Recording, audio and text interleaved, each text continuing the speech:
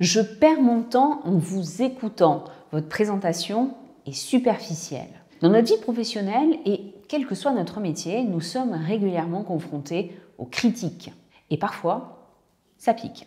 Comment transformer des critiques acides en enseignements utiles? Comment tirer parti des objections tout en ressortant grandi? L'objectif de cette vidéo est de partager la technique de reformulation positive issue de l'excellent La magie du langage de Robert Dills, disponible dans les meilleures librairies. Et si vous êtes curieux sur le management et la communication professionnelle, abonnez-vous à la chaîne Anagramme Formation. Et n'oubliez pas d'activer la cloche de notification pour être averti des nouveautés.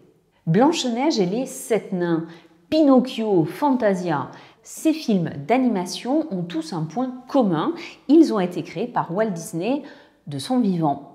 Or, Walt Disney avait une technique de créativité bien spécifique.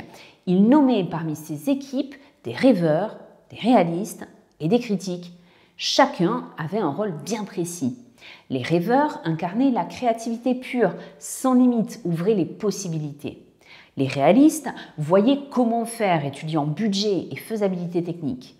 Quant aux critiques, ils étaient là pour challenger le travail des réalistes et des rêveurs, en ayant une approche pessimiste et acide. Walt Disney avait discerné tout l'intérêt des critiques, nous pousser à l'excellence. Et ce qu'il faut bien retenir, c'est que le critique est utile. Et le plus souvent, une critique, c'est une intention positive exprimée avec maladresse. Par exemple, si la critique exprimée est « le planning n'est pas réaliste », l'intention peut être de tenir ses engagements et de déployer le projet dans les temps. Si la critique exprimée est « nous perdons notre temps avec ce projet », l'intention est peut-être de mobiliser les ressources humaines de façon optimale. Pour répondre à la critique, il y a donc 2 étapes essentielles. La première, c'est de trouver l'intention positive derrière la critique. Et la seconde, de transformer la critique en question. Voyons ça en détail. Si nous appliquons cette méthode à un exemple de critique courante tel que « c'est trop cher », l'étape 1 sera de trouver l'intention positive. Une erreur courante, c'est d'utiliser des formulations négatives telles que ne pas ou sans, par exemple ne pas se tromper dans les dépenses ou dépenser le budget sans excès. Or, ces formulations négatives compliquent le dialogue par la suite et placent dans une dynamique de défiance. Il est essentiel de formuler positivement l'intention, c'est-à-dire d'utiliser la voix affirmative. Par exemple, de dépenser le budget avec discernement ou faire les bons arbitrages budgétaires. Une fois cela fait, nous passons à l'étape 2 qui va consister à transformer la critique en question. Privilégions ici la question « comment » pour ouvrir le dialogue. Par exemple, tu te demandes comment ce projet va nous permettre d'augmenter les ventes. Ou bien, tu aimerais savoir comment être sûr que c'est le meilleur projet pour l'entreprise.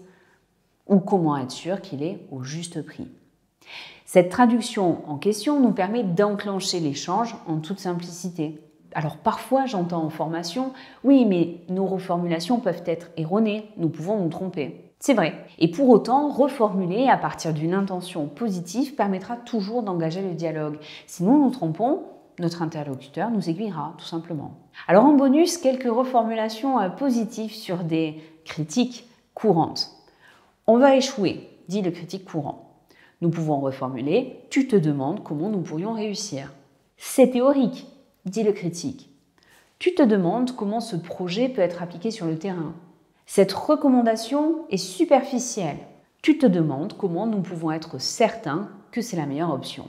En synthèse, nous avons spontanément tendance à nous juger selon nos intentions et à juger les autres selon leurs actions. Nous pourrons nous braquer face à une critique mal formulée. Et lorsque nous-mêmes nous formulons une critique, dire « oh là là, il est susceptible, il l'a mal pris ». Face à une critique, demandons-nous toujours quelle est l'intention positive derrière celle-ci. Et nous pourrons avancer et construire grâce à des reformulations positives.